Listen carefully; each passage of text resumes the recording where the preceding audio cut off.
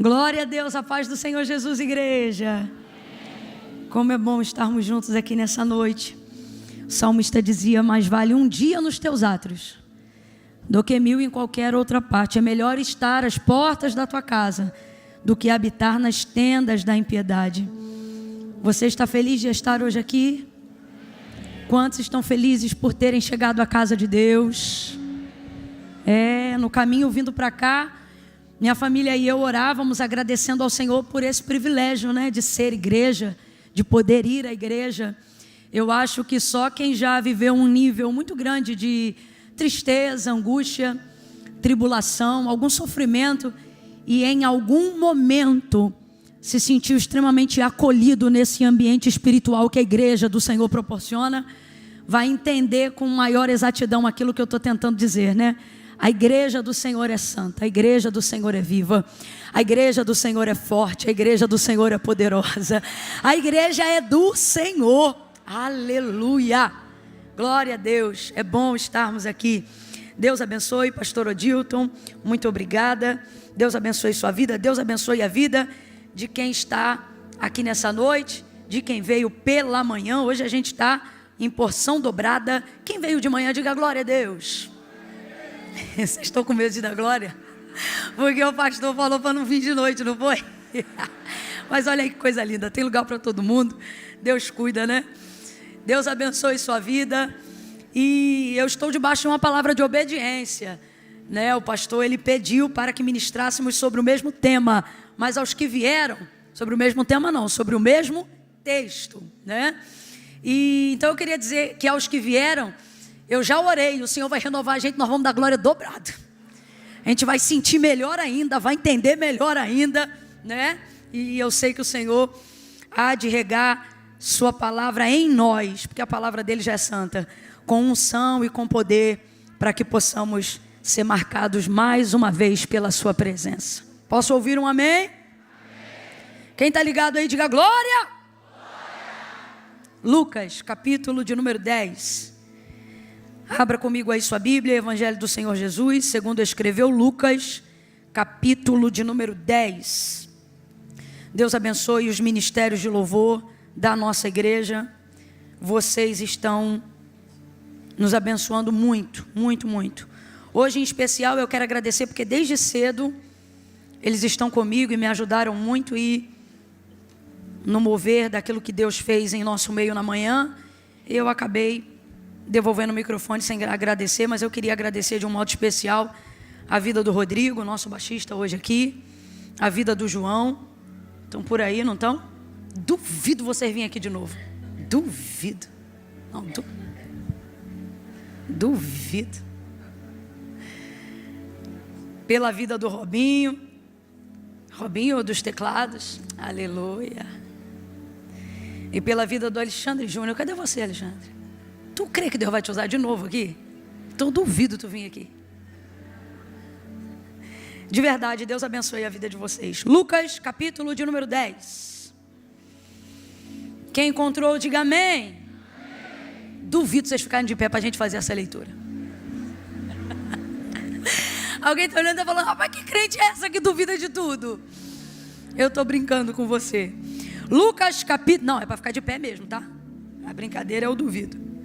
Lucas capítulo 10, versículos 38 em diante. Quem já achou, diga amém. Quem já estava com a Bíblia marcada desde cedo, diga amém. Você sabe que para mim isso é um desafio, Não é hábito, A gente tem aquela... Rapaz, é porque eu estou debaixo de obediência, pastor Lucas, porque a gente prega e acha que é aquela porção, mas não é assim não, A palavra do Senhor se renova. Versículo 38 em diante, diz assim: indo eles de caminho, entrou numa aldeia, e certa mulher por nome Marta, qual é o nome dela, gente? O recebeu em sua casa. E tinha esta uma irmã chamada Maria, a qual, assentando-se aos pés de Jesus, ouvia a sua palavra. Marta, porém, andava distraída em muitos serviços. E aproximando-se, disse: Senhor, não te importas de que minha irmã me deixe servir só? Diga-lhe, pois, que se levante e me ajude. E respondeu-lhe Jesus: Marta, Marta, estás ansiosa e preocupada com muitas coisas, mas uma só é necessária. E Maria escolheu esta, a boa parte, a qual não lhe será tirada. E você diz amém. Você pode pôr sua Bíblia sobre o seu assento e permanecer de pé? Oh, aleluia! Aleluia! Aleluia! Oh, glória a Deus!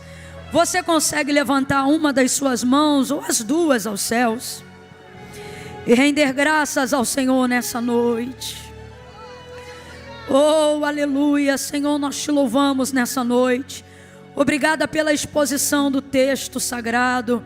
Obrigada, Senhor, por podermos estar diante da Tua palavra viva, eficaz, mais penetrante do que qualquer espada de 2 gumes, que penetra profundamente até a divisão da alma e do espírito, juntas e medula, e é apta para discernir os pensamentos e as intenções do coração. Ah, Senhor, nós te glorificamos. Perdão, Senhor, a igreja não ouviu. Nós te glorificamos pela tua palavra que é maravilhosa. Por ela os céus e a terra foram formados. Por ela nós estamos aqui e existimos. Porque tu disseste: haja e ouve, porque tudo obedece à sua voz quando o Senhor manda. Por isso estamos aqui diante da tua palavra e te pedimos: fala conosco, Senhor. Fala conosco nesta noite. Fala conosco mais uma vez. Fala conosco por tua bondade e tua misericórdia. Não queremos voz de homens, queremos a tua voz, porque é a sua voz que arruma a bagunça do nosso interior. É a sua voz que organiza os nossos pensamentos. É a sua voz que nos dá uma direção do que fazer. Quando o Senhor fala, a tempestade do nosso interior, ela te obedece. E ficamos como os discípulos, dizendo: quem é este? Quem é este que até o vento e o mar? Quem é este que até a depressão lhe obedece? Quem é este que até a tristeza faz saltar de alegria? Quem é este que faz o que o remédio não pode fazer? Quem é este que olha para o abatido nesta noite e diz: levanta, ergue-te.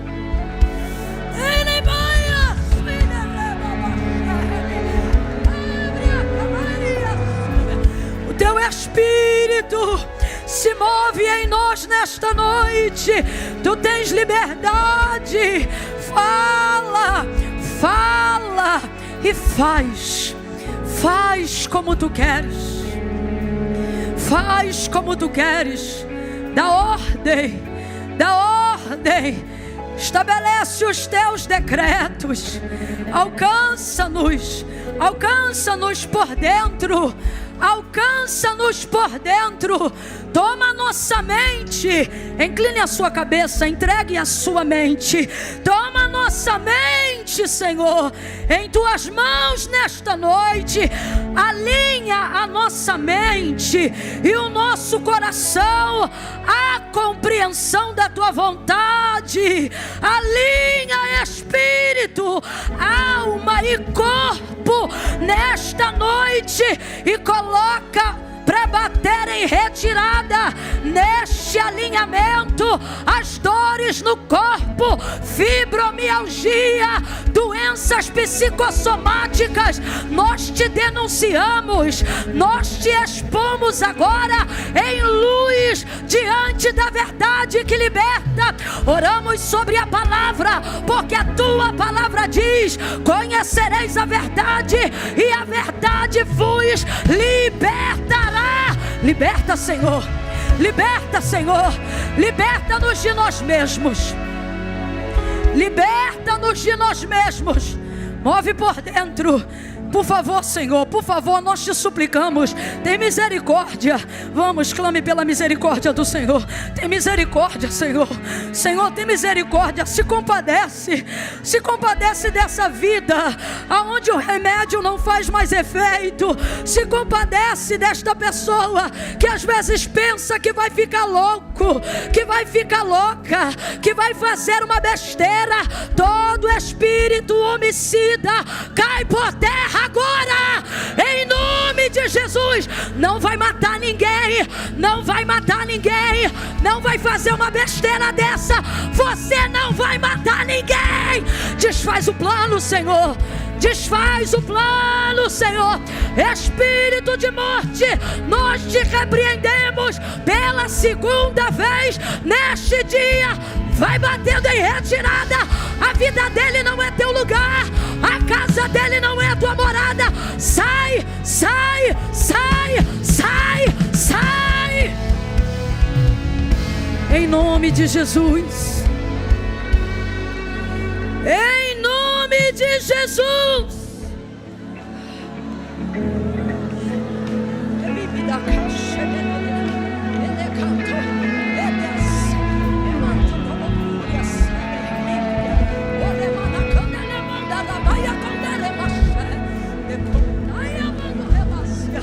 Senhor, essa é a nossa oração, a nossa súplica nessa noite de domingo, o nosso clamor.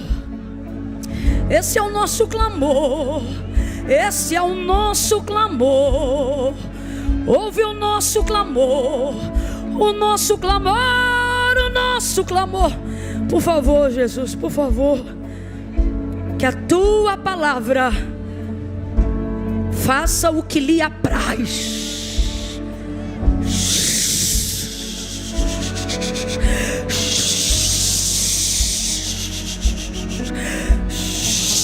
Faz o que lhe apraz. Tu tens a liberdade, Espírito Santo, Espírito Santo de Deus. Fala conosco. Põe a mão no seu coração. Fala conosco, Senhor. Em nome de Jesus. Libera a tua palavra, por favor. Em nome de Jesus. Amém e amém. Aleluia. Senta nesse mesmo clima de reverência. Senta glorificando a Deus.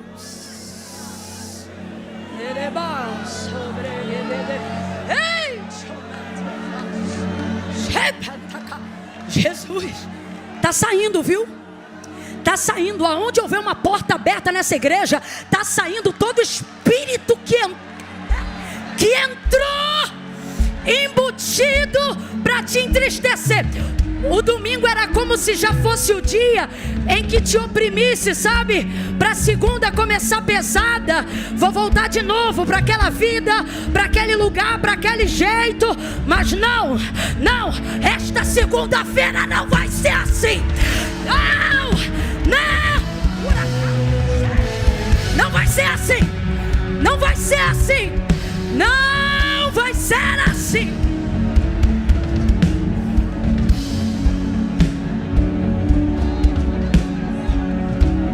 Em nome de Jesus. Em nome de Jesus. Aleluia. Aleluia.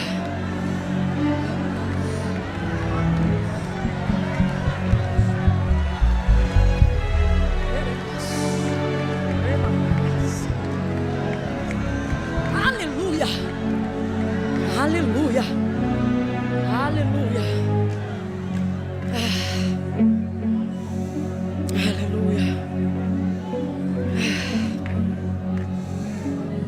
Aleluia.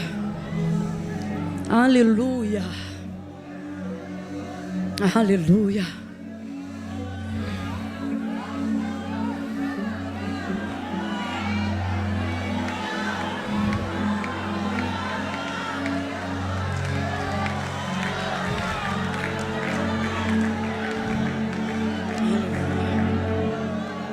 Aleluia.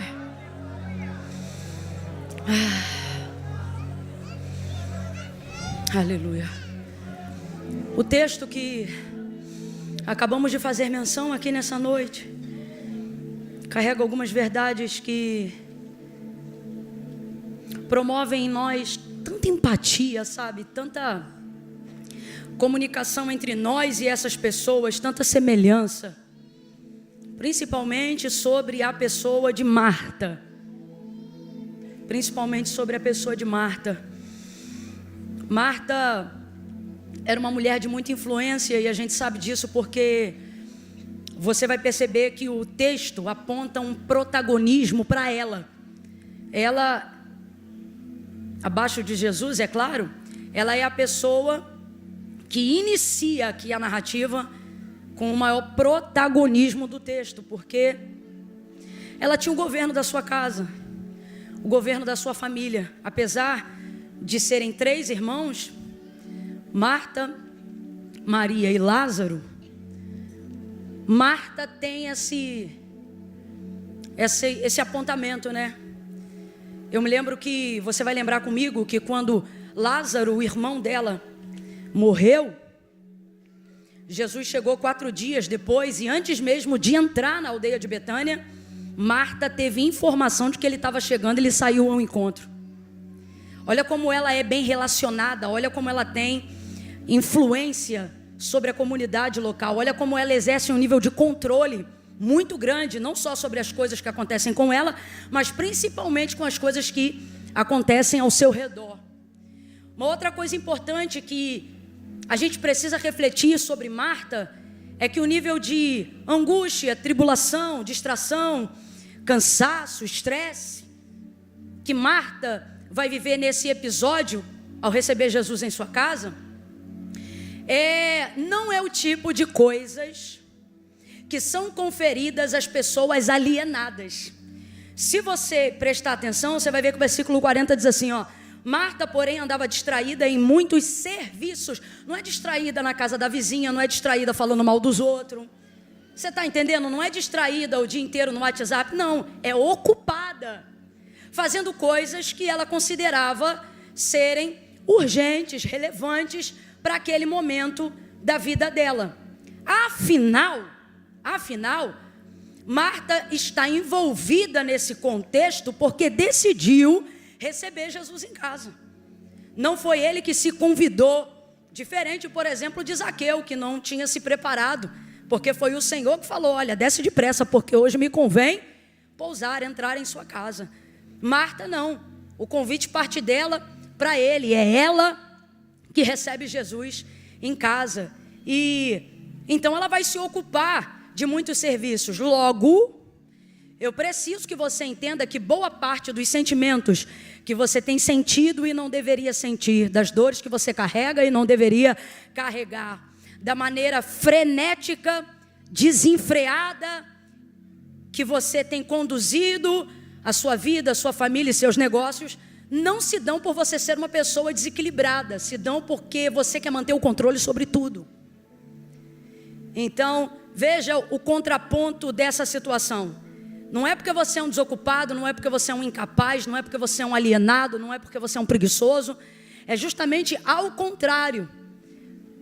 E isso acabou te colocando nessa posição. E você perdeu o controle ao perder o equilíbrio que precisa ter para exercer essas coisas. Eu tenho que falar isso daqui, porque senão a gente rotula de Marta qualquer outra pessoa que esteja distraída fazendo qualquer coisa. Meu irmão, só use Marta como codinome se você for rotular alguém que até está distraído e ocupado, mas que esteja nessa posição trabalhando. Porque esse é o contexto da vida de Marta. Marta não é uma mulher rixosa que, como goteira, pinga o dia inteiro falando tudo o que quer e não quer. Não, veja, distraída em muitos serviços, ocupada com muitas tarefas. E isso vai pressionar o contexto dessa mulher. Agora, Marta é maravilhosa, porque esse nível de sentimento, essa pressão e tudo isso que agora, visivelmente no texto ela está passando, é em decorrência de ter recebido Jesus em casa. Certa mulher da aldeia, chamada Marta, recebeu Jesus em sua casa. E Jesus é assim. A gente olha para Ele, se apaixona por Ele, quer recebê-lo e levá-lo para casa. E eu sempre digo isso, você já me ouviu falar isso outras vezes e vai ouvir, porque tem toda uma diferença. Marta não deixou Jesus entrar, Marta o recebeu. E tem diferença, gente, porque deixa entrar, basta uma porta estar aberta que qualquer um entra. Mais cedo hoje aqui eu falava sobre quem ainda mora em casa que tem quintal ou que a porta dá para a rua. Deixou aberto, meu irmão, até cachorro entra. Então tem que entender isso aqui. Ela não deixou entrar, ela o recebeu. O prestador de serviço vai fazer uma coisa rápida lá na sua casa, ele entra, sai, dependendo da agilidade com que ele está fazendo o que está fazendo, não usa banheiro, não bebe água, nada. Entrou numa coisa, entregou um negócio, assinou um documento e saiu. Entrou, aí eu te pergunto, mas recebeu? Você o recebeu? Não, e é isso que você precisa entender. Você deixou entrar, e do mesmo jeito que você deixou entrar, você deixou receber. É como? É acomodar aquela pessoa dentro de um contexto que ela não tenha vontade de ir embora, de sair. É uma mesa posta, é um café, é um almoço, é um negócio que ela quer comer, é uma água que você oferece para ela beber, é a limpeza de um banheiro para que ela tenha conforto em usar. Então, receber dá trabalho, receber Jesus gera uma demanda. E a maioria das pessoas que não querem essa demanda, mas querem Jesus, veem ele entrar por uma porta e sair pela outra. E esse contexto aqui, ele é muito real. Você vai perceber, por exemplo, que a mulher pecadora vai entrar na casa de um fariseu chamado Simão, e porque Jesus estava lá dentro, ela entra também dentro dessa casa, aquela que derrama um vaso de puro nardo, sabe? Só que Jesus está na casa de Simão, mas Simão não soube recebê-lo. E como que a gente sabe disso? Porque essa mulher que não era da casa, quando chegou na casa, derramou esse óleo perfumado, enxugou com os cabelos, porque ela chorou sobre os pés dele com as suas lágrimas. E aí Jesus vai olhar para Simão, que está vendo a cena da recepção daquela mulher pecadora diante de Jesus, e ele vai pensar assim, o Simão, que é o anfitrião da casa, que deixou entrar mas não recebeu, ele vai dizer assim, pensar, se fosse profeta de verdade, saberia quem é e qual lhe tocou. Ele saberia que essa mulher que está tocando nele é uma pecadora. Aí Jesus diz assim, Simão, uma coisa eu tenho a dizer-te. Ele diz, dize-a, mestre. Ele diz, eu entrei em tua casa e tu não me recebeu com um beijo. Eu entrei em tua casa, tu não me ungiu com óleo. Eu entrei em tua casa. O que ele está dizendo? Aqui eu não fui recebido por você, aqui eu só. Mas esta, agora tu vê, quem não morava lá, recebeu ele. Porque a recepção não tem a ver com a porta pela qual a pessoa passa, mas a maneira como ela é acolhida aonde ela está. Aí Jesus vai olhar para essa mulher que estava realmente nessa condição e vai dizer, mas esta, desde que eu entrei, ela não cessa de me beijar os pés, ela me ungiu com óleo, ela me regou com lágrimas, ela secou os meus pés com seus próprios cabelos. Então veja, uma coisa é deixar entrar, outra coisa é receber. Marta não é como Simão. Marta recebe. Ela não quer só Jesus, ela está disposta a assumir a responsabilidade que vem junto com quem quer tê-lo na sua vida. Receber Jesus é ter que pegar uma casa que é sua, uma família que é sua e deixar ao serviço dele. E aí agora, no meio dessa ocupação totalmente atarefada, ela está nesse contexto, oh Jesus, atribulada,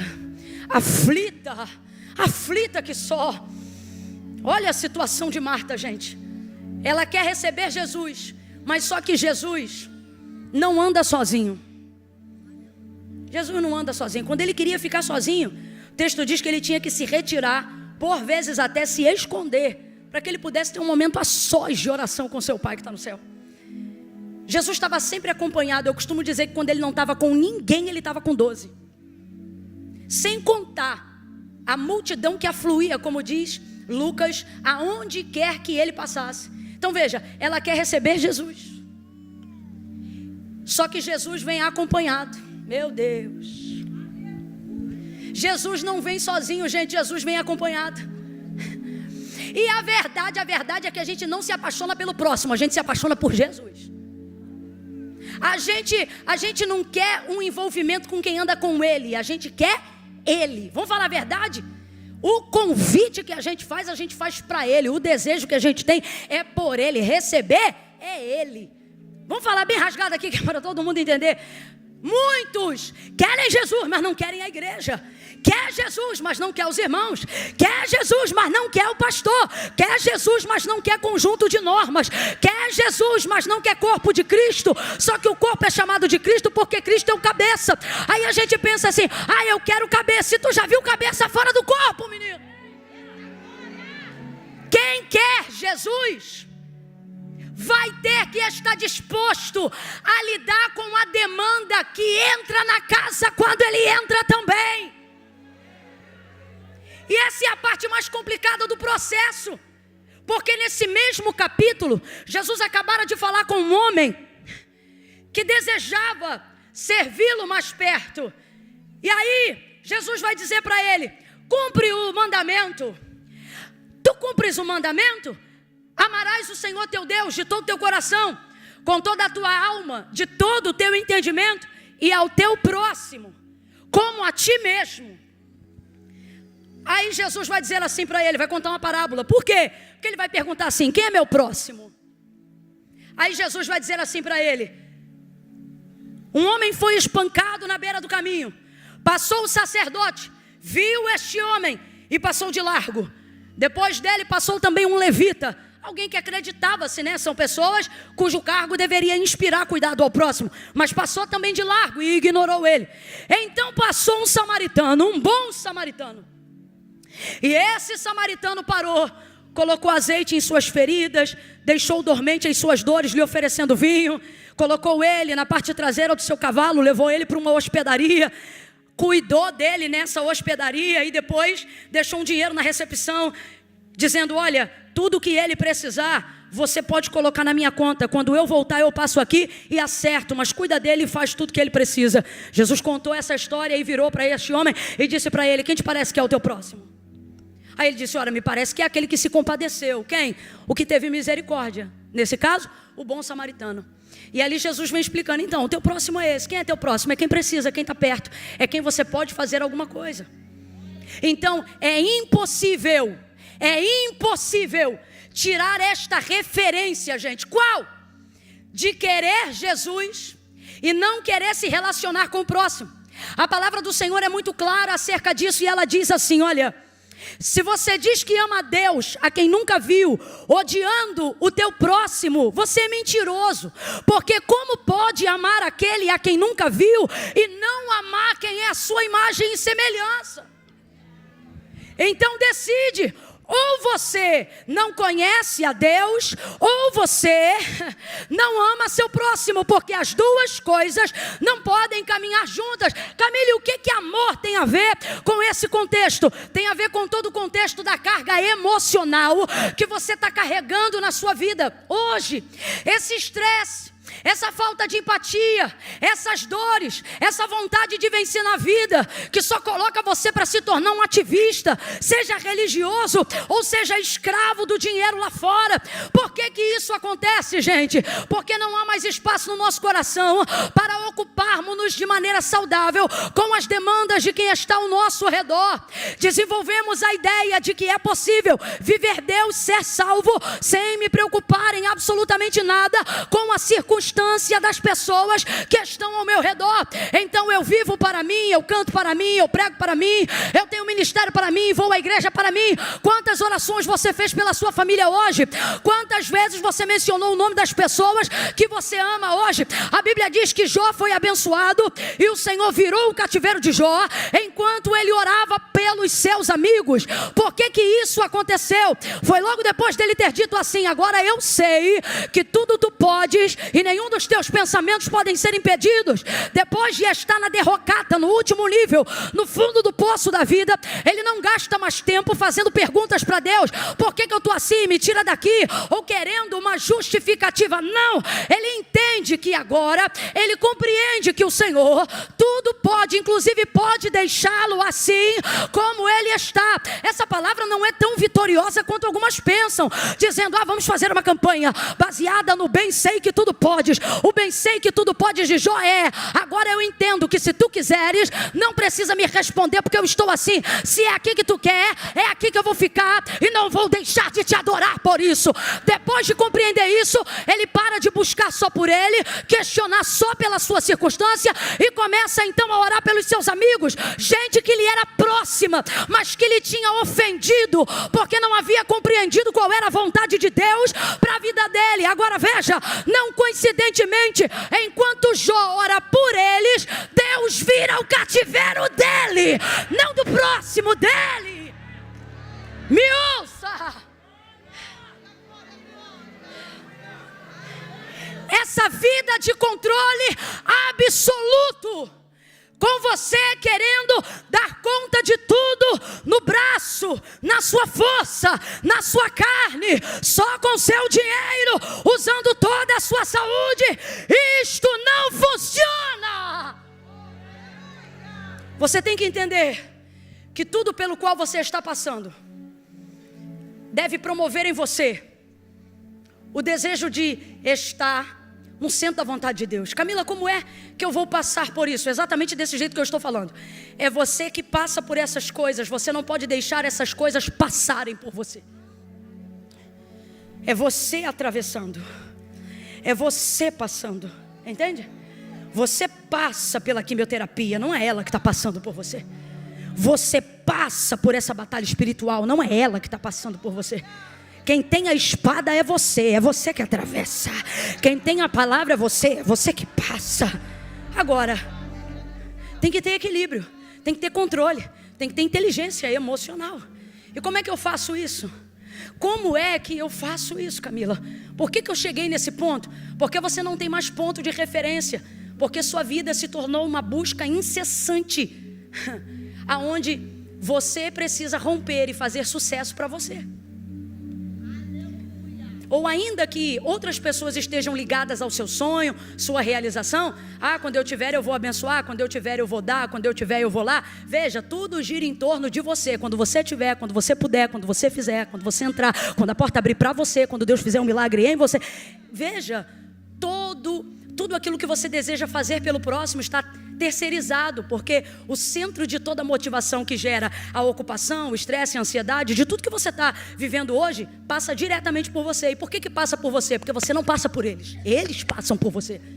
E por que eles estão passando por você e não você passando por eles? E seus pensamentos estão soltos, já não consegue ter uma linha de oração. Primeira coisa que você quebrou foi sua vida devocional. E com isso, um efeito dominó começou em todas as áreas. Por quê, Camila? Em que momento eu fiquei assim tão vulnerável? Em que momento eu me tornei um alvo tão maleável, tão fácil? Em que momento isso aconteceu? Pasme, eu não vim hoje aqui utilizar todos os motivos e sacar de todas as informações científicas e psicológicas. Cada um trabalha na área que lhe é proposta. Deus me chamou para pregar a palavra, e aí eu posso lhe dizer pela palavra. Aí eu vou lhe dar um diagnóstico pela palavra. Não é todo, mas pela palavra eu posso lhe dar um. E sabe qual é? E se eu te disser que tua cura, ou maior parte dela, está completamente ligada ao fato de você querer Deus, mas não querer o próximo? Mas por que, Camila? Qual é a conexão? É mandamento, é princípio. Quem quebra princípio será quebrado por ele. Amarás o Senhor teu Deus de todo o teu coração, com toda a tua alma, de toda a tua força, com todo o teu entendimento. Até aí, ok. Estamos aqui diante de um público onde a maioria, até os que estão afastados do caminho do Senhor, mas vieram hoje aqui, tem Deus como seu único Senhor. Podem não ter renunciado, podem não estar ainda servindo, podem não ter aliançado, mas é aqui que eles estão no domingo à noite, dizendo só Deus é o Senhor, ok? Agora, aonde está o problema? na segunda parte do mesmo versículo que está no mesmo capítulo. Aonde está o problema? E ao teu próximo como a ti mesmo. E eu falei aqui mais cedo e é real. O problema de amar o próximo não é amar. O problema é o próximo. Não é?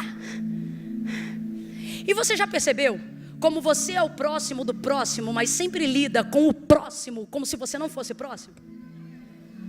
Como se você também não fosse o problema de alguém, a crise de alguém, a irritação de alguém, o motivo do mau humor de alguém. Você quer ver uma pergunta legal que dá pra gente fazer, dá pra gente entender aqui? Quem aqui já sentiu? Quem aqui já sentiu? Camila, eu já senti, eu conheço isso. Eu sei o que é ser invejado. Você acredita? Não tem nada, Camila. Mas quem aqui sabe poderia me ajudar a testemunhar dizendo: Camila, eu sei o que é ser invejado. Levanta a mão. Levante a mão, sem medo, sem medo. Camila, fulano, rapaz, você acredita? Levante a mão. Veja, isso. Baixa a mão, abaixa a mão. Quem aqui teria coragem de confessar e dizer: Camila, eu fui o invejoso? Diminuiu bastante. Tu vê que a conta não fecha? Deveria ter um invejoso para cada invejado. Para a conta fechar. Vê que a conta não fecha. Por quê? Porque você consegue ver-se atingido pelo outro, mas nunca consegue ver-se sendo quem atinge. Gente, isso é uma realidade. Vai ouvindo, porque é coisa séria. Então, compreenda isso. A palavra de Deus fundamenta algo que caracteriza Deus para nós da seguinte maneira. Foi João que disse: Deus é amor. Você nunca viu em nenhuma outra parte tamanha definição sobre Deus atrelada a outras características. Deus é perdão, Deus é misericórdia, Deus é tudo isso, e a gente sabe, Deus é maravilhoso e tal. Mas essa definição aponta para o caráter existencial de Deus na nossa mente, ou seja, o que devemos ter como primazia de quem Deus é. E aí veja, Deus é amor. Completa aí para mim, por favor. Deus é? Vamos. Deus é? Deus é amor. Muita coisa em você que está para ser curado esses dias não será pelo remédio. Pode ter certeza do que eu estou te falando. Vai ser quando você receber um batismo de amor. O glória a Deus diminui porque você não acredita mais na força do amor. E quem não acredita na força do amor, não está desacreditando de um sentimento, está desacreditando do caráter que move Deus entre nós. A palavra de Deus diz assim, são palavras do próprio Senhor: pelo aumentar da iniquidade, o amor de muitos se esfriaria. Aí João vai dizer: porque Deus é? Aonde não há amor, obviamente então não há. Por que você não fala? Deus é amor, então se não houver amor, oxe, não tem. Então, se Deus é amor e o amor é Deus, quem tem amor tem? Quem tem Deus tem? Quem tem amor tem? Quem tem Deus tem? Quem tem amor tem? Vem comigo, quem tem Deus tem? Então, se eu não tenho amor, agora, aonde Deus compreende que o amor dele está na gente? Quando estamos aqui de joelhos? Não. Nisto saberão que vocês são meus discípulos. Palavras do próprio Jesus: se vos... está engasgado, mas vai sair. Nisto, não é em outra coisa, é nisto. Não são nas línguas estranhas, é nisto. Não são nos dons espirituais, é nisto. Não é, vocês gostam de falar de avivamento? Eu sou uma boa pentecostal, posso usar um pouco dessa palavra aqui. Quer falar de avivamento? Vou lhe dar uma definição clara de avivamento para esta noite. Avivamento é amor em movimento. Avivamento é quando o amor está em movimento. Nisto conhecereis que sois meus discípulos, se vos amardes uns aos outros. Catuca teu irmão, mesmo que você esteja chateado, e diga assim: o próximo. O próximo. É o próximo. Se vos amardes uns aos outros. É o próximo, olha o próximo aí. Ama ele como a ti mesmo. Aí, de um tempo para cá, e eu não sei quando foi que isso aconteceu, mas você vai perceber comigo que esse movimento não é novo. Aconteceu um movimento aí, que a ideia é o seguinte: basear a maneira como eu vou te amar cuidando primeiro de mim. Alguém já percebeu esse movimento acontecendo? Ou você, por estar no movimento, vai fazer o... Vamos falar rasgado aqui? Fortaleceu-se demasiadamente a ideia de que o amor que eu devo ter pelo próximo precisa ser iniciado pelo amor que eu demonstro por mim. Verdade ou mentira? Verdade ou mentira? Cresceu demasiadamente isso. Agora, eu não vejo esse comportamento produzindo avivamento. Vamos falar a verdade? O que eu vejo é este tipo de mensagem, de pregação, de ideia, de contexto, colocando em nós uma visão cada vez mais egocentrista. Agora, se isso deveria fazer sentido, e a base do amor que eu devo ter pelo próximo precisava primeiro estar respaldada pelo amor que eu tenho por mim, por que quanto mais tempo eu dedico para mim, parece que mais doente eu fico? Por que quanto mais eu ganho dinheiro para mim, parece que menos eu sei o que tenho a fazer com este dinheiro? Por que parece que quanto mais eu viajo e mais pessoas eu estou no meio delas, mais sozinho eu me sinto? Uma vida cuja única função e motivação significa ter Deus para meu bem-estar. Mas isso não promove a cura das pessoas que estão à sua volta. Isso não promove a inspiração das pessoas que... Gente, o que é que está acontecendo? Por que não está funcionando? Porque não funciona. Não é o amor que eu uso por mim que é a base para sustentar o amor que eu tenho por você. É o amor que Deus teve por mim quando eu ainda era pecador, que é o amor que vai me inspirar a te amar mesmo quando eu estiver atribulado, a te ajudar quando mesmo que estiver precisando de socorro for eu. É esse amor, mas pelo aumentar da iniquidade, este amor está se esfriando. Por quê? Agora, por que pessoas que estão sempre ligadas a propósitos alheios, servindo causas divinas, tem força para seguir, para fazerem coisas a despeito de si mesmas? Por quê?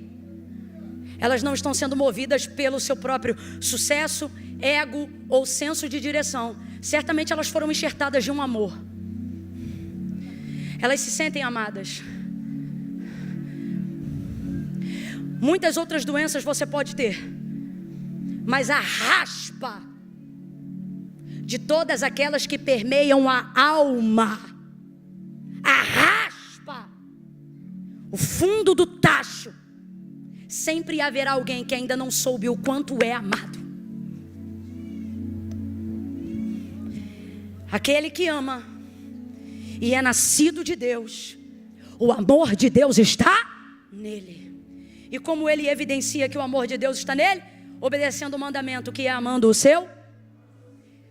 Camila, mas eu quero tanto Deus.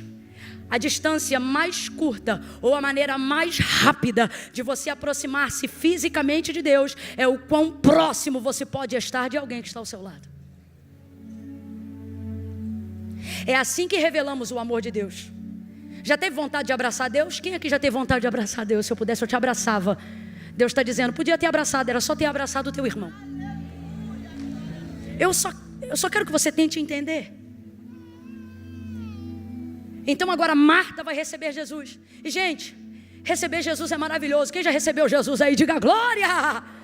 Vamos, quem já recebeu Jesus aí, diga aleluia. é maravilhoso. Mas eu preciso te dizer, Ele não anda sozinho.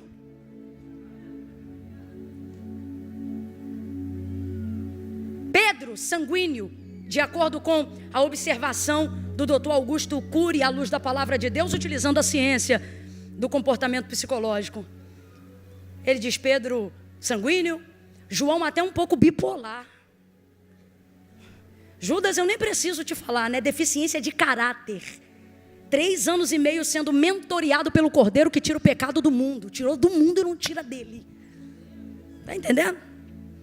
Agora, quando Marta decide receber Jesus, quem vai entrar? O sanguíneo vai entrar, o bipolar vai entrar. Deus te guarde, porque Judas entra também. Entra, meu filho, não tem jeito. Só que você recebeu quem? É isso que eu quero que você entenda. Quem entra sai, mas quem você recebe não vai embora. Então vale a pena. E você tem que se relacionar com essas pessoas. E não é porque eu estou falando, foi porque Jesus ensinou. Certa feita Jesus disse assim aos seus discípulos: eu tive fome e vocês não me deram de comer. Estive nu e vocês não me vestiram. Eu fui preso e vocês não foram me visitar. Aí Jesus vai dizer assim: Senhor, em que circunstância foi essa? Qual foi o momento que a gente não te recebeu, que a gente fez isso aí que o Senhor está falando? E aí ele vai dizer: quando vocês não fazem a um dos meus, vocês não fazem a mim. Olha ele, gente. Então como é que você ama Deus? Como é que você ama Jesus? Amando o teu irmão. E se você não está conseguindo amá-lo, tem alguma coisa errada. E é por isso que as coisas te atravessam. E aí eu vou falar rasgado. É porque quem não tem amor pelo próximo não anda tendo Deus na vida. Você tem ritual, você tem liturgia, você tem cálice de Santa Ceia, você está engolindo um pedaço de pão sem fermento, mas Deus... Está compreendendo isso? Você está compreendendo isso? Não é fácil, mas por Jesus vale a pena. E agora, como é que Marta vai ficar? Atribulada, distraída, desesperada, angustiada. Porque é assim que a gente fica. Se fosse só Jesus, a gente nem pecava, gente. Não é, menino? Se fosse só receber Jesus, acabou. O primeiro erro que a gente cometesse: ah, Senhor, mas tu conhece meu coração. É assim. Mas não. Essa muvuca, esse movimento, a maneira como ele escolheu que eu expressasse ele em mim na vida do outro, foi que complicou. Por que me pediu isso, Senhor? Me pedia para entregar um cordeiro todo dia em cima do monte. E seria mais fácil. Estou mentindo, gente? Senhor, por que o Senhor está mandando eu ter que lidar com fulano? Eu preferia, sei lá, fazer um cardio de 2 horas sem parar. Seria mais fácil. Senhor, eu faria até dieta. Senhor, eu tomaria até café sem açúcar. Qualquer coisa é mais fácil do que isso. Por que você não tem se sentido tão amado por Deus assim agora? Porque a maneira de saber o quanto Deus te ama está completamente ligada à maneira que você revela ser capaz de amar o próximo. Então por isso você também não se sente perdoado quando pede perdão. Não se sente curado quando pede a cura. Não se sente restaurado quando pede restauração. Porque não há em você capacidade de ver a referência de Deus na sua vida em outra pessoa. Você quer Deus, mas não quer o relacionamento.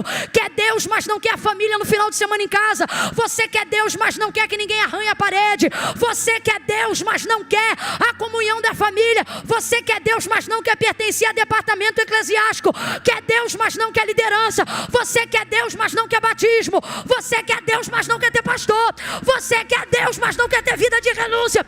Você quer Deus, mas não quer se relacionar com nada do que Deus se relaciona. Por isso, todas as coisas de Deus que funcionam na vida de qualquer um que tem Deus, não anda funcionando na gente.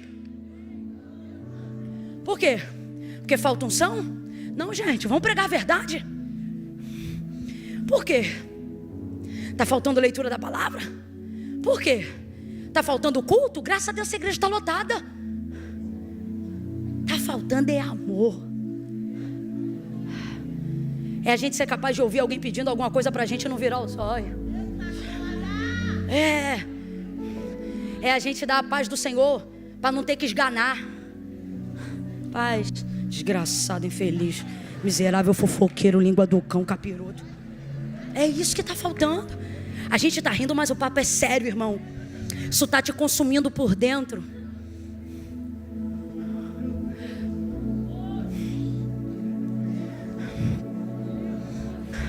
É por isso que Marta vai ficar assim. Mas deixa eu ver se você vai dar glória com o que eu vou dizer agora. Foi por isso que você ficou assim. Eu brinquei, acho que foi ontem à noite, e coloquei na rede social: você que é perfeito, perfeito, maravilhoso, maravilhoso. Não vem não, fica descansando que a gente não está pronto para você. Agora os enfermos, os cansados, os oprimidos, os atribulados, os doentes, vem todo mundo. Porque o convite de Jesus, e era o texto que eu me referia no contexto dos stories, era esse. Eu disse: olha, vinde a mim, todos vós que estáis cansados, oprimidos, sobrecarregados. É isso que significa, sobrecarregados, e eu vos aliviarei. Vinde. Agora, por que você está sobrecarregado? Por que você tem uma sobrecarga? Porque você é maravilhoso, é maravilhosa, cuida de tudo. Se você pudesse cuidar só da tua vida, tu não tinha metade da luta que tu tem. Uma parte de luta é tua, a maior parte é do restante do próximo.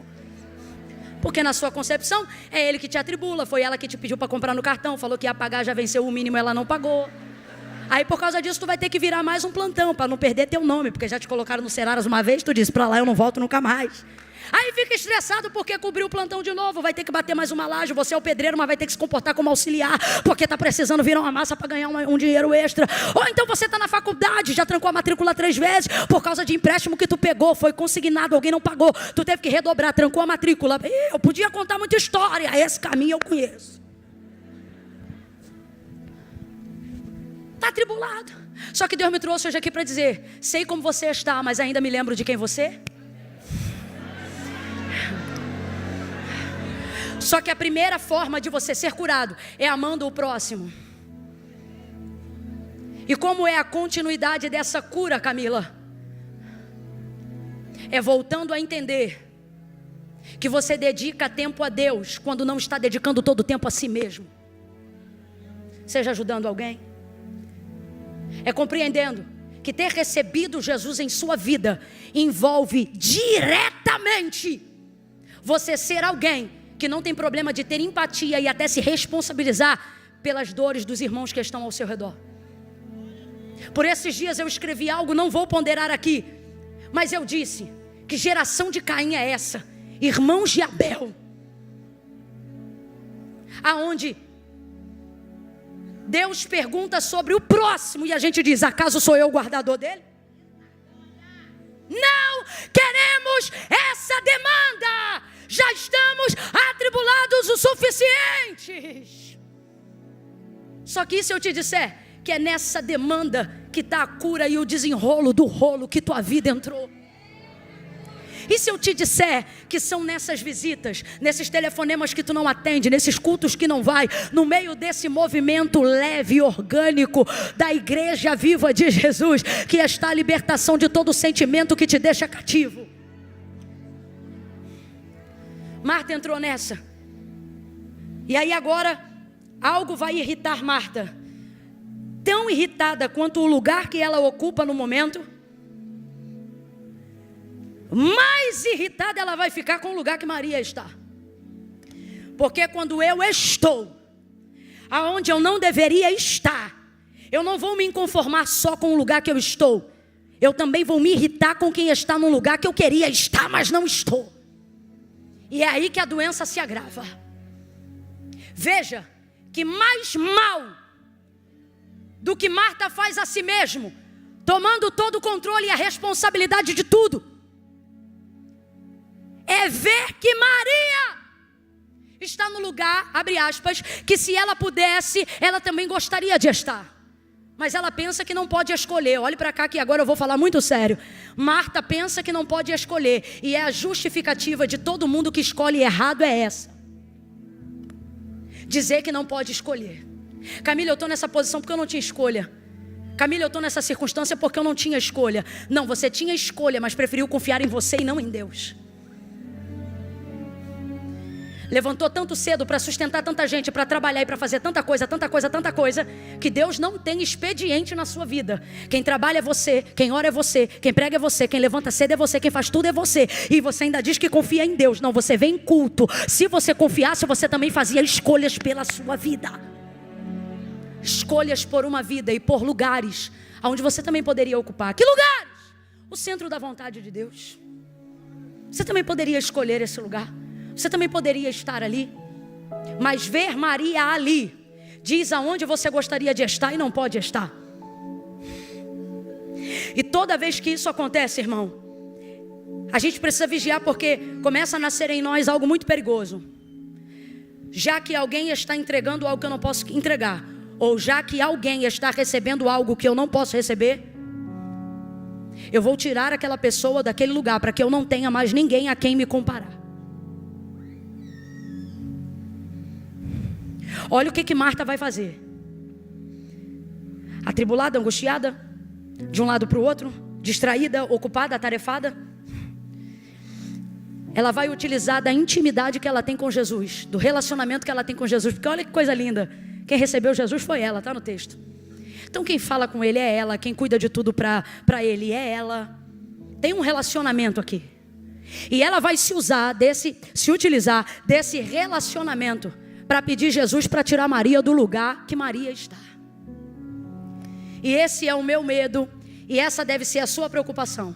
Quando começamos a usar a nossa vida com Deus para tirar as pessoas dos lugares que elas estão, porque temos tanta certeza de que nós estamos certos. Gente, olha comigo aqui o contexto. Vamos analisar a frase para a gente caminhar para encerrar. Olha o contexto. Ela vê que Maria está prostrada, aos pés, buscando aprender. Ela chega onde Jesus está. Senhor. Olha como ela reconhece o senhorio, né? Senhor. Ela sabe que é o Filho do Deus vivo. Senhor. Eu tenho medo de que a nossa religiosidade, o exercício do nosso controle, a perfeição devocional que julgamos ter alcançado, rapaz, eu tenho medo de que no fim eu use tudo isso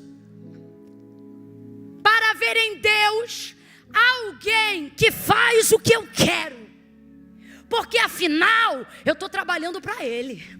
Eu fiquei atribulada assim porque eu fui receber Ele. Eu estou desse jeito aqui porque eu estou preparando tudo por causa dele. De certa maneira a gente tenta comunicar a Jesus que Ele precisa fazer o que nós queremos que Ele faça, porque afinal eu estou pagando um preço porque eu decidi recebê-lo. Eu estou estressado porque eu decidi recebê-lo.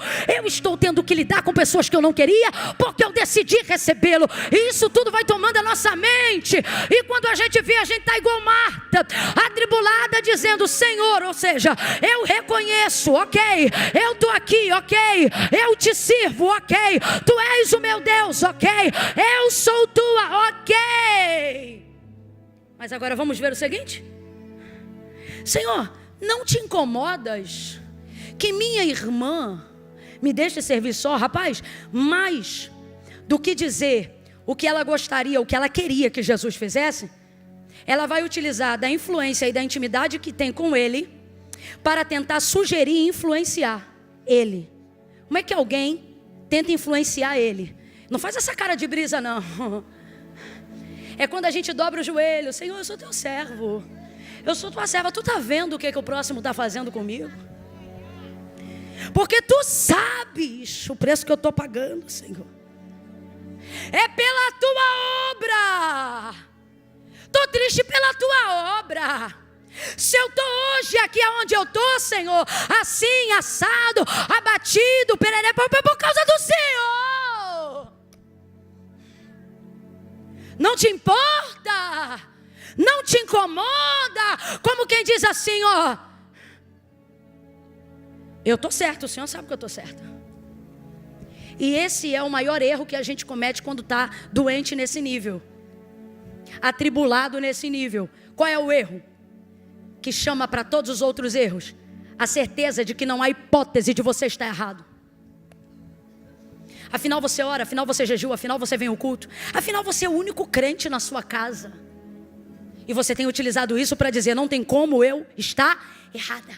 Então eu vou lá influenciar ele, porque eu estou certa.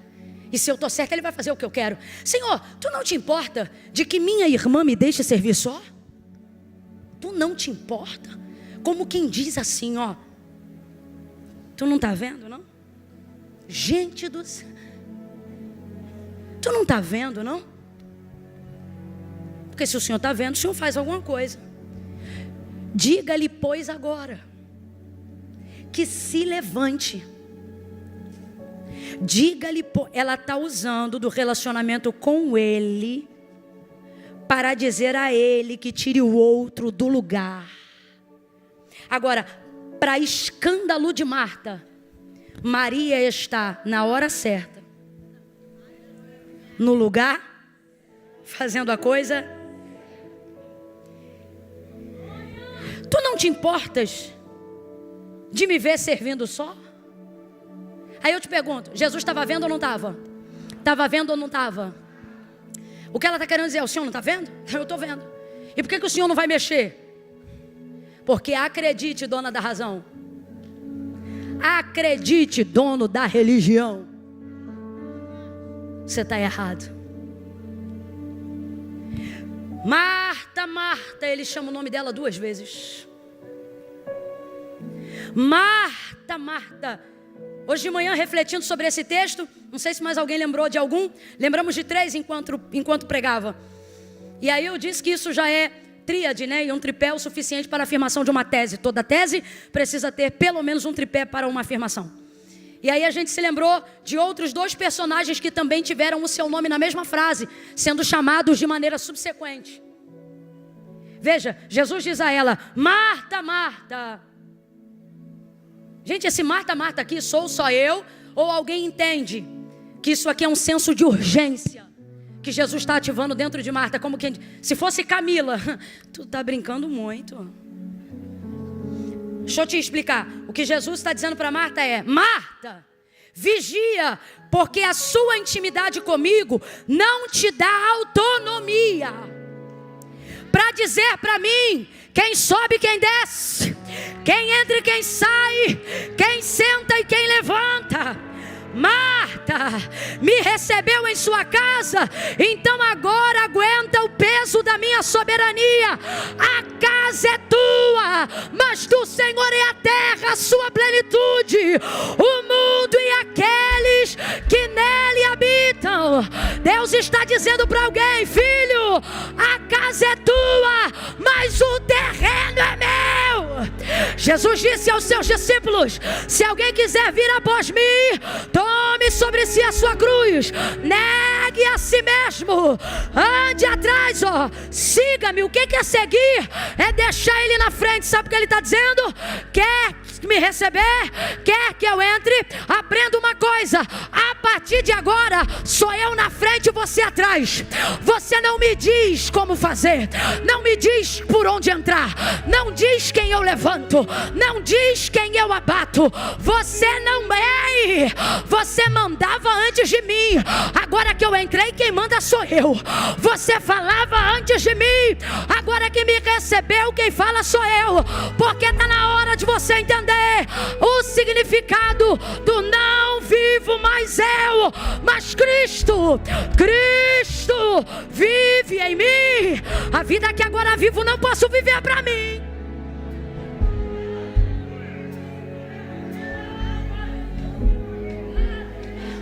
Não tem intimidade com Deus que te dê autonomia. Não use seu tempo com Deus para dizer a Jesus aonde as pessoas estão. Use seu tempo com Deus para saber se você está onde deveria estar. Senhor, tu não te incomoda que eu fique servindo só? Então diga-lhe, pois, agora que se levante. Meu Deus do céu, gente. Diga-lhe, pois, agora que... Diga-lhe, pois, fique igual um replay, né? Diga-lhe, pois, diga-lhe. Ela dizendo para ele o que ele tem que fazer.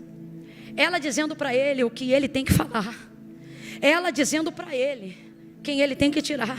Diga-lhe pois, diga-lhe pois, diga-lhe pois. Está errado, já começou errado. Diga-lhe. Por isso que tem oração nossa que Deus não ouve. Ouve porque não é surdo, mas não leva em conta. Vai lá, faz assim, faz assado. Eu acho que Deus olha e você não me diz nada. Não porque eu sou tua serva. E Deus olhando e dizendo, e eu achando que eu sou. Eu sou. Diga-lhe, pois, agora que se levante e venha me ajudar a servir. Marta, Marta. Jesus já tinha visto tudo. Só que a Bíblia diz que a boca fala do que o coração está. E é nesse transbordo que a gente vai ver Jesus ativando o senso de urgência em outras pessoas, na mesma condição. Uma delas é Marta, nós estamos no texto nessa noite. Outro foi Simão, no mesmo contexto. Está crente que está pronto, crente que é o dono da razão, já está se achando o segundo Cristo, quebrou o pau na ceia. Na ceia, no mesmo episódio. Acabou de cear. Jesus falou que vai ser retirado, vai cumprir a obra do Pai, e ele já está dizendo, quem é o maior, quem é o maior? Aí você diz assim, não Camila, todos brigaram, mas Jesus repreendeu a todos, mas a Simão foi direto. Simão, quem você acha que acalorou a discussão? Porque, meu irmão, não tem nada que esteja quente que um sanguíneo não possa botar para ferver. Simão, aí Jesus vai chamar Pedro de Simão, duas vezes. Simão, Satanás te pediu para se andar como trigo, mas eu roguei ao Pai por ti, para que não desfaleças a tua fé. Então quando tu te converteres, acabou de cear, mas nem convertido era. Então quando tu, não escute, então quando tu te converteres, fortalece os teus irmãos. Fortalece teus irmãos. Que momento foi esse? O momento que ele achava que estava pronto. Era quando ele achava que estava na sua melhor fase. Porque os maiores erros são cometidos na melhor fase, que é quando a gente acha que não pode errar. E esse é o maior erro. Qual? Errar? Não. Achar que não vai. Marta está assim. É óbvio que ele vai ficar do meu lado. Eu estou certa. Ela tinha certeza que ela estava. E esse é o maior erro, gente. Esse é o maior erro. Talvez você esteja dizendo, Camila, onde está o meu erro? Talvez seu erro esteja sendo esse. Qual? Achar que você está certo em fazer como faz, em ir como vai. E qual é a terceira pessoa? Atos 9. Apóstolo Paulo, antes de ser apóstolo, no encontro com Jesus, Jesus vai dizer para ele, Saulo, Saulo, também seguido na frase duas vezes, Saulo, Saulo, por que me persegues? Agora eu te pergunto, Saulo sabia que estava fazendo a coisa errada? Claro que não, ele dizia, da seita que eu frequento, eu sou o mais rígido de todos. O que é que ele está dizendo? Eu sou o melhor, eu sou o mais correto, o mais íntegro sou eu. É o que ele está dizendo. Então ele tinha certeza que ele estava, mas na verdade estava fazendo tudo. Veja como as pessoas que têm certeza que estão certas, são as que mais tendem a errar. E elas pegam a intimidade de toda a sua entrega com Deus e colocam isso diante de Jesus para usar seu jejum para botar Deus na parede. Usar seus montes para botar Deus na parede. Suas campanhas para botar Deus na parede. Porque elas têm certezas que estão certas. Então Deus vai fazer descer a sepultura quem Ele tiver que descer. Então Deus vai arrancar de tal lugar. Porque Ele está vendo que eu sou santo, que eu sou santa, que eu sou correto, que eu estou buscando. E sabe por quê? Que você está cometendo esse erro, mesmo fazendo aparentemente tudo que é certo, porque tudo que não é regado de amor é metal que tine, é ferro frio que não tem efeito.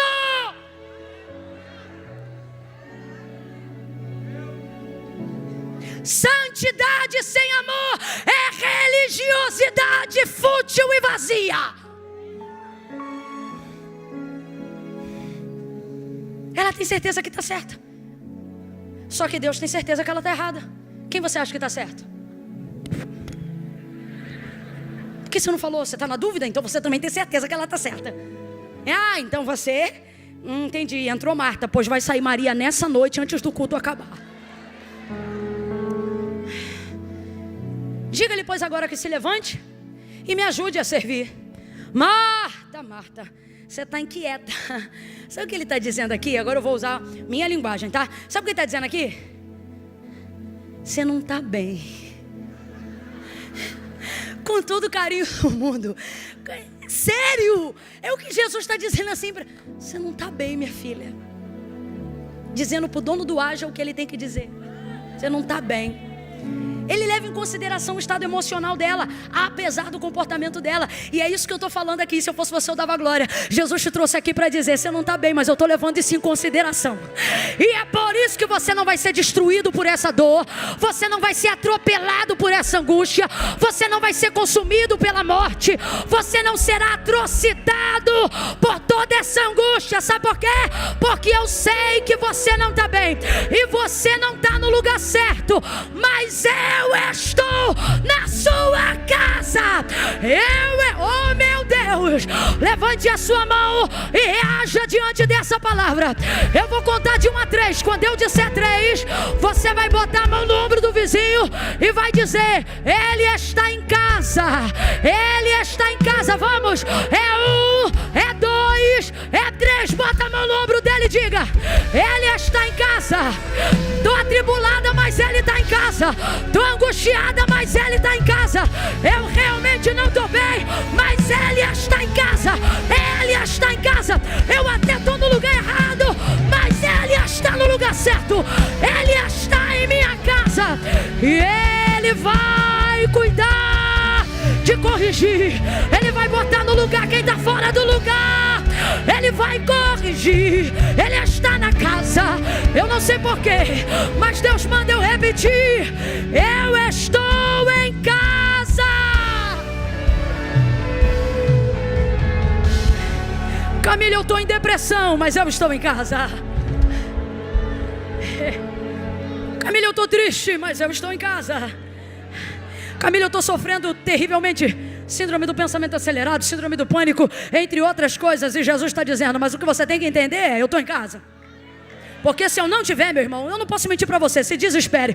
Mas se eu tiver, quem está no lugar errado é você. Eu estou no certo. Eu vou botar para fora quem tiver que sair, vou botar para dentro quem tiver que entrar. Maria, não sai de lá e nem você vai ficar aí. Eu vou mexer contigo. E na manhã, não precisa ser pregador não, só precisa reverberar a palavra. Fala para mais uns 3 aí, fala: ele está em casa. Ele está em casa. Tu está me vendo abatido assim, mas ele está em casa. Tu está me vendo meio requenguela assim, mas eu tenho ele lá em casa. Eu coloquei ele para entrar, fechei as portas e nunca mais. Ele não vai sair, ele está aqui. Ele está aqui. Eu não estou bem, mas ele está aqui. E é por ele estar aqui que eu sei que isto que eu estou passando, eu passarei por isto, mas isto não passará por mim. Quando entrares, quando passares pelo fogo, ele não te queimará, nem a chama arderá em ti, porque eu sou contigo. Eu estou na casa para te livrar, diz o Senhor. Quanto às águas de tribulação, águas de angústia, águas de sofrimento, águas de depressão, águas de crise de ansiedade, águas de doenças psicossomáticas, todas essas águas, elas não te afogarão. Quanto aos rios,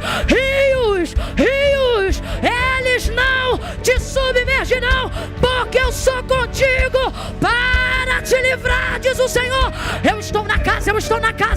Marta, você não está bem, mas eu estou em casa. Você não está bem, mas eu estou em casa. Teu filho está no tráfico, mas eu estou em casa. Ela está no crime, mas eu estou em casa. O outro está na prostituição, mas eu estou na casa.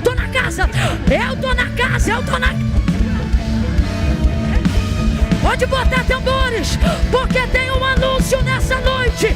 Jesus está nesta casa. O mal não vai ficar.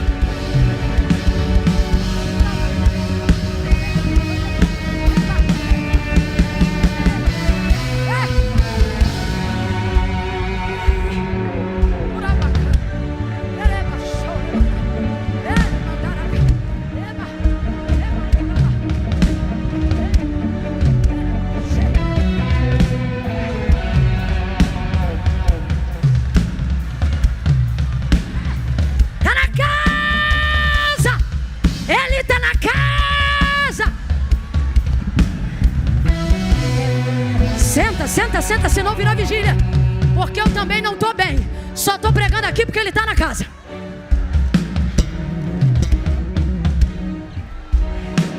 Quando ele está na casa, o pau quebra, panela explode, mas é da porta para dentro, ninguém sabe.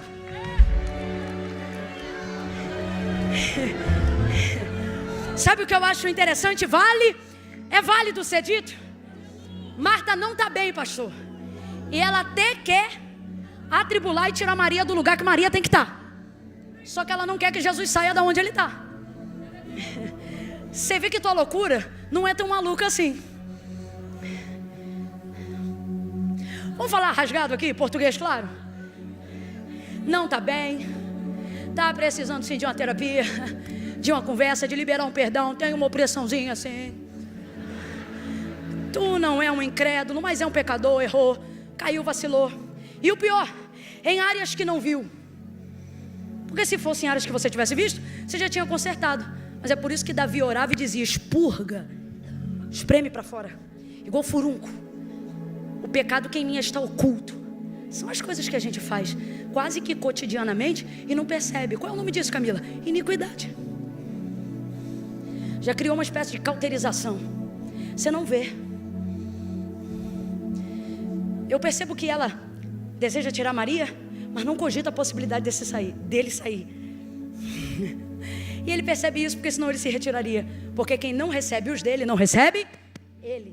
Então se ele está, é porque ela está chateada com Maria, mas não cogita momento nenhum o fato de deserdá-la como irmã, ou de não desenvolver comunhão com ela. Só está chateado naquele momento. Então quando Jesus diz: Marta, Marta, eu acho que a maneira mais clara da gente elucidar isso aqui é Jesus dizendo: você não está bem, garota. De fato não está. Agora, Maria escolheu a boa parte. E é aqui que quebra, gente.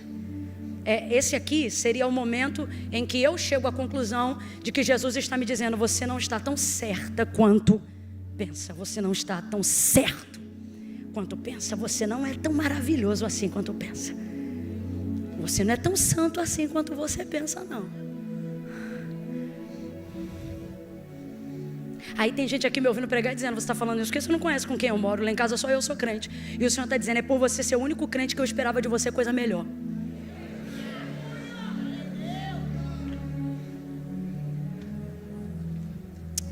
Maria escolheu a boa parte, a qual não lhe será tirada. Ela escolheu. E é isso aqui que o Evangelho, que Cristo fez por nós no Calvário, nos deu uma chance de poder escolher. Eu quero que você encerre esse momento comigo entendendo isso. Não tínhamos escolha. Todos éramos réus do inferno, fadados ao eterno fracasso moral, espiritual, fracasso, derrocata, destruição. Aonde o fogo não apaga e o verme não morre, para lá. Aí Deus ama o mundo. Como é que Deus corrige isso tudo? Essa praga toda e toda a consequência do pecado, como é que Deus corrige tudo isso? Ele manda uma bola de fogo, não é? É isso? Não é uma bola de fogo, não? Poxa, essa é tão maneira.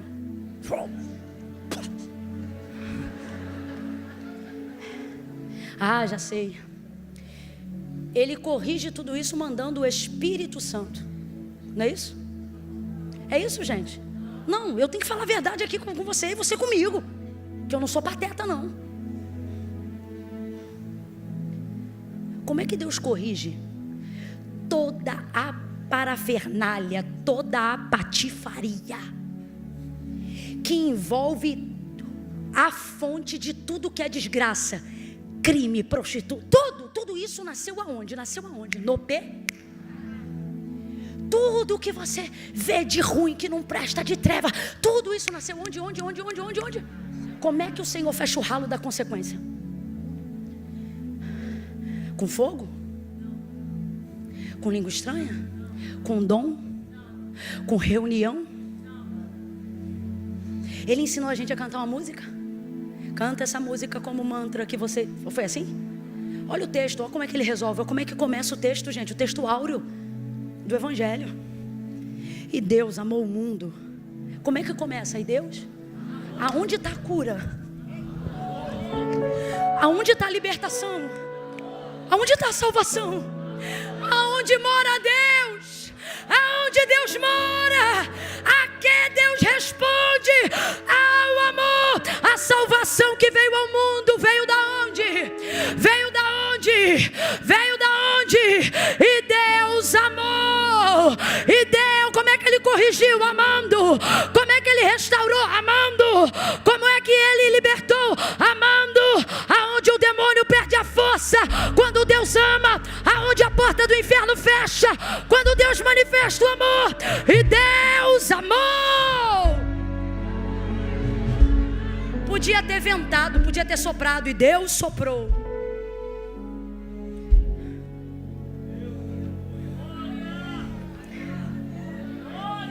E Deus fez explodir. E Deus matou. Pegava essa geração toda, parente de Adão, Abel, todo mundo. Não. Como é que Ele fez? Só quem pode resolver isso é Deus. Como é que Ele resolve? Porque quem tem amor, quem tem Deus, quem tem amor, quem tem Deus, quem tem Deus, quem tem amor, e resolve tudo. Resolve tudo. Foi com amor. Ele nos deu isso que Marta tem, mas não está percebendo. Mas Maria percebeu. Vou te falar rasgado. Se eu sou Maria, louça tem todo dia, lavar banheiro todo dia, vaso de latrina hoje vai estar cheio. Amanhã eu vejo isso. Pão tem que fazer todo dia, massa tem que sovar todo dia, moinho tem que... o trigo todo dia. Todo dia. Essa casa amanhã vai estar podre. Todo dia tem que varrer mesmo. Banheiro para limpar todo dia, carro para consertar todo dia, boleto para pagar todo dia, fatura de cartão de crédito, enquanto houver vida. Enquanto durar, cega, sementeira, todo dia. Encontro de parcelinha todo mês. Deus vai entrar com providência, irmã, tenha fé. Ela riu e botou a Bíblia tipo assim, meu Deus. Todo dia. Se você não entender que essas coisas são urgentes, mas não são importantes, elas vão te consumir todo dia, toda semana. Olha para mim aqui. Para de falar que o que você está passando é uma fase. Olha para mim. Isso é a sua vida. Aprende a administrar.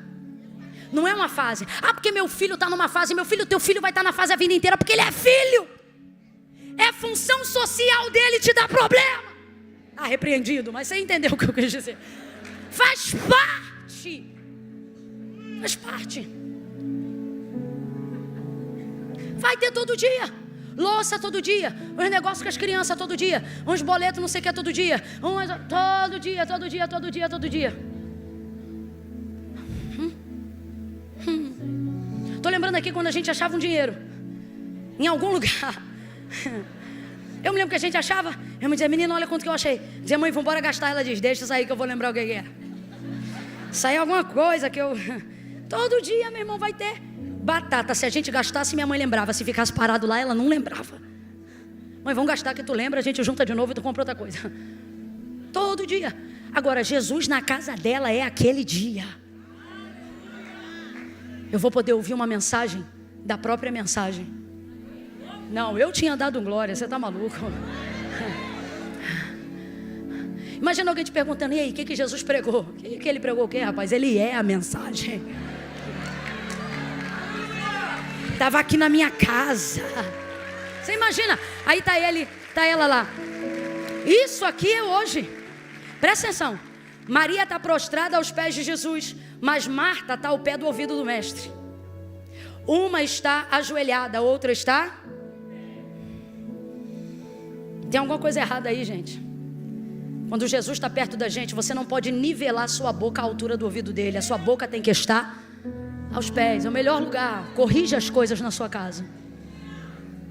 Alguém está errado, mas ela não percebe. Porque ela pensa que fazer as coisas que está fazendo para ele coloca ela na altura dele. Para falar com ele o que quer falar. É a parte que eu te falei, que a intimidade não dá autonomia. Agora Maria, aqui ó, como é que eu sei que Maria está olhando para ele? Porque o texto diz que ela está aos pés dele. Só que o texto diz que Marta chega para falar com ele. Então diga para mim, Marta está perto de Maria também, sim ou não? Se ela consegue ouvir o que Marta está falando, eu não sei. Eu tenho para mim que como a casa estava cheia, Marta chegou no pé do ouvido. Senhor, olha essa outra aí ó. Tá vendo? Casa cheia. Manda levantar. Ela não só está incomodada por Maria não ajudar, como está constrangida de ver Maria naquela posição. Porque quem não faz o que o Espírito, que o amor impulsiona a fazer, vive constrangido pelo que vê que os outros têm coragem de fazer. Aí ela está ali. Eu tenho duas opções. Ou Maria ouviu. Não sei por que eu acredito tanto nessa opção. Porque a voz de alguém que você conhece, ninguém entende quando fala, mas se você conhece aquela voz, você sabe quando ela está falando. Irmão, pode estar nessa multidão aqui. Se meu marido chamar meu nome, eu sei aonde ele está. A voz de quem você conhece, ela ressalta na multidão. Eu tenho para mim que o que Marta cochichou no ouvido de Jesus, só que eu, aqui ó, aqui eu tô, aqui eu vou ficar. Eu e amanhã já vai ter mó loçarel. Aqui ó. Então veja, ela está com a posição nele. E ele diz, ela não vai sair daqui. Ela não vai sair daqui. Ela escolheu, e eu encerro aqui. Guarda isso na sua cabeça. Ela escolheu. Vamos juntos, por favor. Ela escolheu. Ministério de Louvor, corre. Igualzinho de manhã.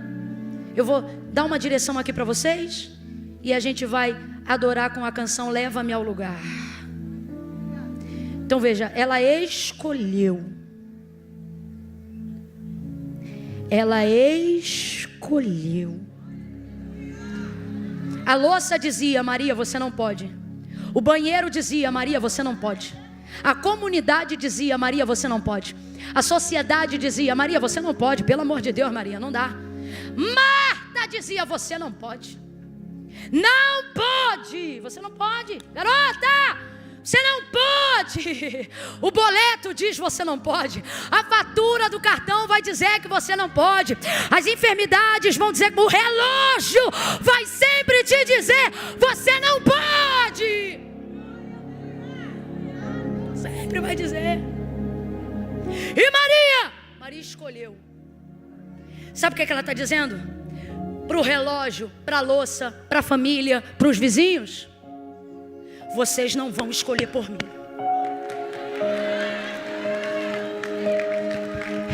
Eu vou aproveitar a chance que eu tenho e que Ele me deu. Qual? De escolher. Sabe quando você vê que prosperou na vida?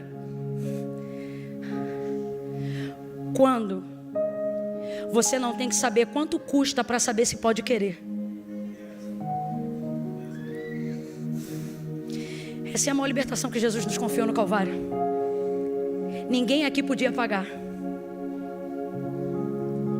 Ele pagou, escute, mas não obrigou ninguém a aceitá-lo. Porque a maior libertação não é se oferecer para dizer, estou aqui, paguei o que você não podia pagar e agora você tem que consumir aqui.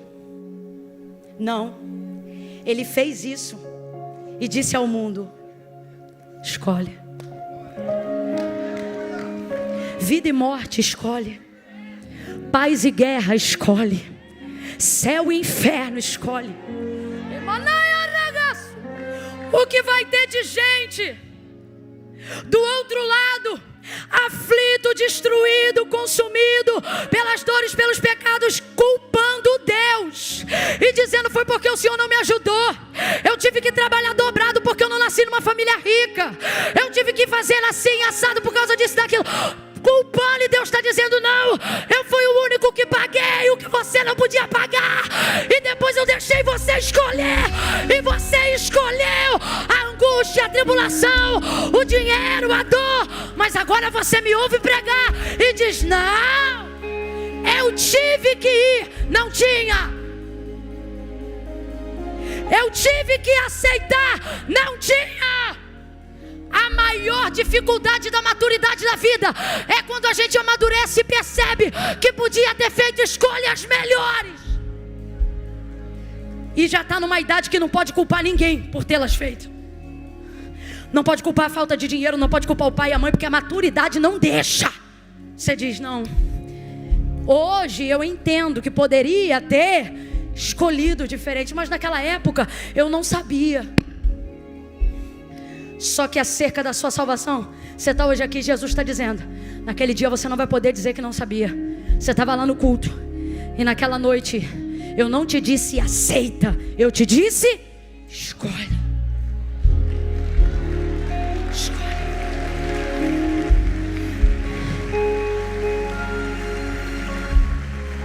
E isso é prosperidade. É ter opções.